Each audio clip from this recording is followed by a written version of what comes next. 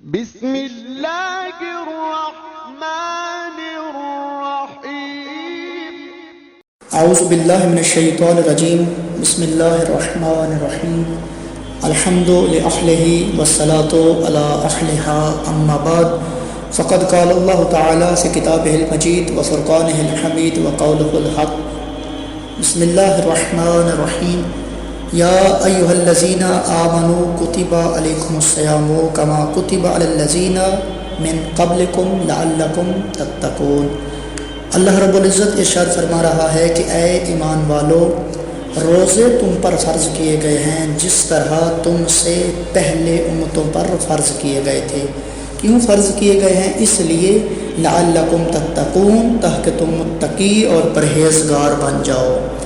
رسول خدا صلی اللہ علیہ وآلہ وسلم ارشاد فرماتے ہیں کہ قیامت والے دن کوئی بھی کسی کی شفاعت نہیں کرے گا سوائے محمد و آل محمد کے، لیکن اس وقت دو ایسے عمل ہوں گے جو گنہگار شخص کے حق میں شفاعت کریں گے۔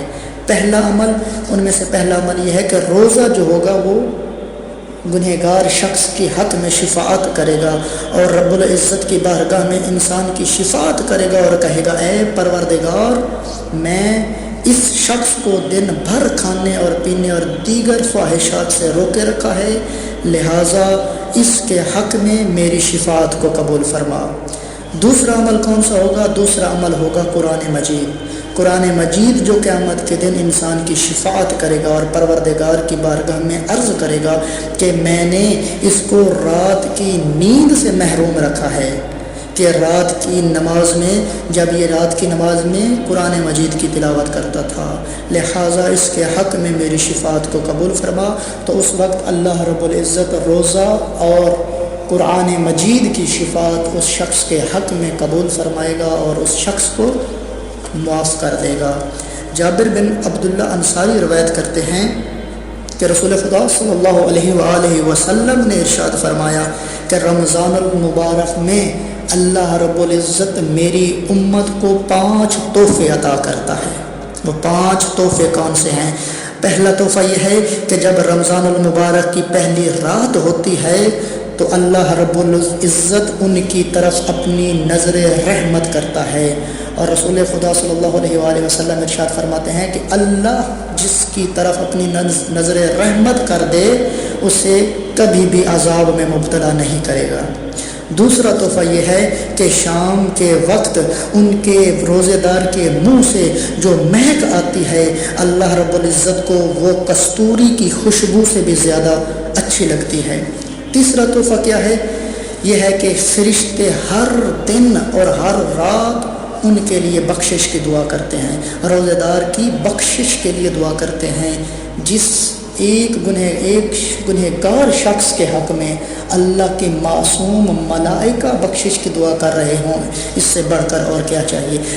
چوتھا تحفہ یہ ہے کہ اللہ تعالیٰ اپنی جنت کو حکم دیتا ہے کہ میرے اس بندے کے لیے تو تیار ہو جا کہ جب یہ دنیا کی تھکاوٹ سے تھک کر تجھ میں آئے تو یہ اپنے آپ کو سکون محسوس کرائے۔ پانچواں تحفہ یہ ہے کہ جب رمضان المبارک جب ختم ہو جاتا ہے، رمضان المبارک کی جب آخری رات ہوتی ہے، ان سب اللہ رب العزت میری تمام امت کو بخش دیتا ہے۔ اللہ رب العزت میری تمام امت کے گناہوں کو، ان کی غلطیوں کو، ان کی خطاؤں کو معاف کر دیتا ہے۔ یہ 5 تحفے رسول خدا صلی اللہ علیہ وآلہ وسلم ارشاد فرماتے ہیں کہ اللہ رب العزت میری امت کو عطا کرتا ہے۔ اب ہمیں رمضان المبارک میں کون سے عمل انجام دینے چاہیے، کون سا کام کرنا چاہیے اس رمضان المبارک میں؟ مولا علی علیہ السلام ارشاد فرماتے ہیں کہ ایک دن حضرت محمد مصطفیٰ صلی اللہ علیہ وآلہ وسلم نے ہم سے خطاب کرتے فرمایا کہ رمضان کے مہینے میں روزے کی بھوک اور پیاس سے قیامت کی بھوک اور پیاس کو یاد کرو، اور غریب اور تنگدست لوگوں کو صدقہ دو، بزرگوں کا احترام کرو، چھوٹوں پر رحم کرو، رشتہ داروں سے صلح رحمی کرو۔ رسول خدا صلی اللہ علیہ وآلہ وسلم فرما رہے ہیں کہ اس رمضان المبارک میں کون کون سے عمل، کون کون سے کام انجام دینے چاہیے۔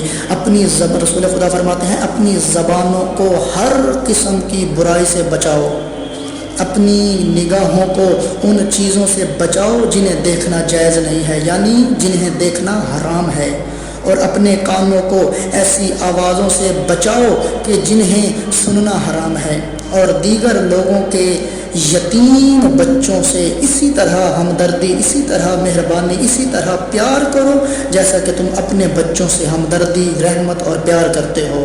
اور اللہ رب العزت کی بارگاہ میں اپنے گناہوں سے توبہ طلب کرو، مغفرت کو طلب کرو، اور اوقات نماز میں دعا کے لیے اپنے ہاتھ کو بلند کرو، کیونکہ اوقات نماز میں وہ بہترین اوقات ہیں جس میں خداوند عالم اپنے بندوں کی طرف رحمت کی نگاہ کرتا ہے۔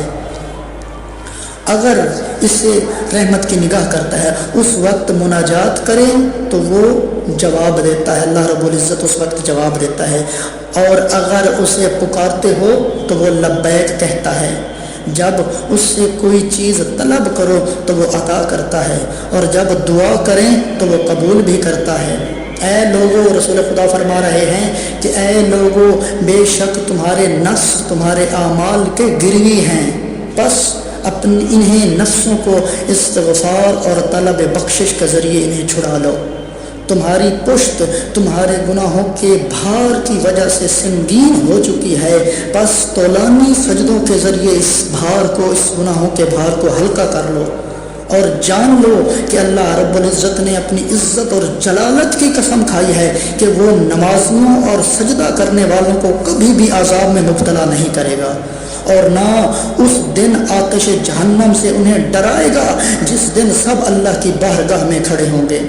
اور پھر رسول خدا فرماتے ہیں کہ اے لوگو، اگر تم میں سے کوئی اس مہینے میں کسی مومن کے روزے دار کو روزہ افطار کرواتا ہے تو خداوند عالم اس کو اپنی راہ میں ایک غلام آزاد کرنے کا ثواب عطا کرتا ہے۔ صرف یہاں تک نہیں بلکہ اس کے گزشتہ تمام گناہوں کو بھی بخش دیتا ہے، پھر رسول خدا فرماتے ہیں کہ اے لوگو، تم میں سے جو کوئی اس مہینے میں اپنے اخلاق کو اچھا کرتا ہے، نیک کرتا ہے، تو وہ آسانی سے پل صراط سے گزر جائے گا جس دن لوگ وہاں پر خوف زدہ ہوں گے۔ اور جو کوئی اس مہینے میں اپنے ماتحت پر نرمی، یعنی اپنے ملازم پر نرمی اختیار کرتا ہے تو قیامت والے دن اللہ رب العزت بھی اس شخص پر نرمی اختیار کرے گا۔ اور اگر کوئی اس مہینے میں دوسروں کو اپنی اذیت سے بچاتا ہے تو قیامت والے دن خدا اس کو اپنی غیظ و غضب سے محفوظ رکھے گا۔ اور اگر کوئی اس مہینے میں کسی یتیم پر احسان کرے گا تو خداوند عالم قیامت کے دن اس پر بھی احسان کرے گا۔ اور اگر کوئی اس مہینے میں اپنے رشتہ داروں سے صلح رحمی کرے گا تو خداوند عالم قیامت کے دن اس پر بھی اپنی رحمت کے سائے میں اسے عطا کرے گا۔ اور اگر کوئی شخص اس مہینے میں اپنے رشتہ داروں سے قطع تعلق کرے گا تو خداوند عالم قیامت والے دن بھی اس شخص سے قطع تعلق کر دے گا۔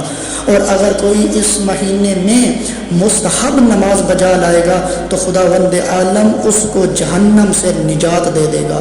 مستحب نماز کا اتنا ثواب ہے کہ اگر مستحب نماز ادا کرو گے تو جہنم سے آزادی کا پروانہ مل جائے گا۔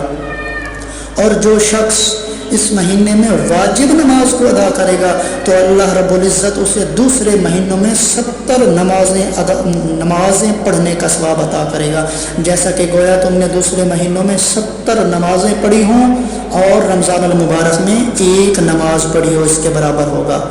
اگر کوئی شخص اس مہینے میں مجھ پر، اب رسول خدا فرما رہے ہیں کہ اگر اس مہینے رمضان المبارک میں کوئی شخص مجھ پر زیادہ سے زیادہ درود بھیجے گا تو خداوند عالم قیامت کے دن اس کے اعمال کے پلڑے کو بھاری کر دے گا، جس دن لوگوں کے اعمال کے پلڑے ہلکے ہوں گے۔ اور اگر کوئی اس مہینے میں قرآن مجید کی 1 آیت کی تلاوت کرے گا اس کو دوسرے مہینوں میں ختم قرآن کا ثواب عطا کیا جائے گا۔ گویا کہ تم نے دوسرے مہینوں میں اگر ختم قرآن کا ثواب کیا ہے اس کا ثواب الگ ہے، اور اگر ماہ رمضان میں تم ایک آیت کی تلاوت کرتے ہو اس کا ثواب کے برابر ہوگا۔ گویا کہ تم نے ختم قرآن کر لیا ہے۔ پھر رسول خدا صلی اللہ علیہ وآلہ وسلم ارشاد فرماتے ہیں یقیناً اس مہینے میں جنت کے دروازے کھول دیے جاتے ہیں، پس اپنے پروردگار سے سوال کرو کہ وہ اس کو تم پر بند نہ کرے۔ کوئی ایسا کام اس مہینے میں انجام نہ دو کہ تمہارا پروردگار تم پر وہ جنت کے دروازے بند کر دے۔ اور فرماتے ہیں کہ جہنم کے دروازے اس مہینے میں بند کر دیے جاتے ہیں، بس اپنے پروردگار سے دعا کرو کہ وہ تم پر انہیں نہ کھولے۔ کوئی ایسا برا کام، کوئی ایسا نافرمانی خدا اس مہینے میں نہ کرو کہ اللہ رب العزت تم پر وہ جہنم کے دروازے کھول دے۔ اور شیاطین کو اس مہینے میں قید کر دیا جاتا ہے، بس اپنے پروردگار سے دعا کرو کہ اس کو تم پر مسلط نہ کر دے۔ اس مہینے میں سب سے بہترین عمل کون سا ہے؟ تو اس وقت رسول خدا صلی اللہ علیہ وآلہ وسلم نے ارشاد فرمایا کہ اے ابو الحسن، اس مہینے میں سب سے بہترین عمل یہ ہے کہ انسان خود کو محرمات الہیہ سے بچائے۔ بس آخر میں دعا ہے اللہ رب العزت ہمیں وہ اعمال انجام دینے کی توفیق عطا فرمائے جو رسول خدا صلی اللہ علیہ وآلہ وسلم نے ہمیں کرنے کا حکم دیا ہے، اور انہیں ان محرمات سے، ان محرمات الہیہ سے بچنے کی توفیق عطا فرمائے جن سے رسول خدا صلی اللہ علیہ وآلہ وسلم نے ہمیں بچنے کا حکم دیا ہے۔ وآخر دعوانا ان الحمد للہ رب العالمین۔